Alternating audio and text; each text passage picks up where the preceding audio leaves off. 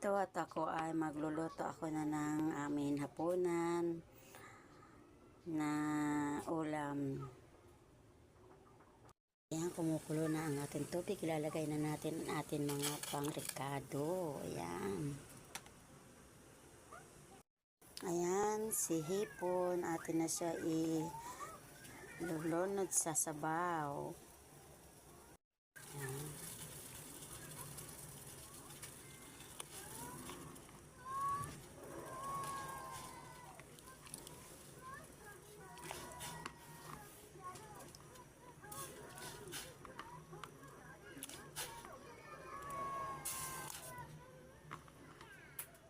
Ayan.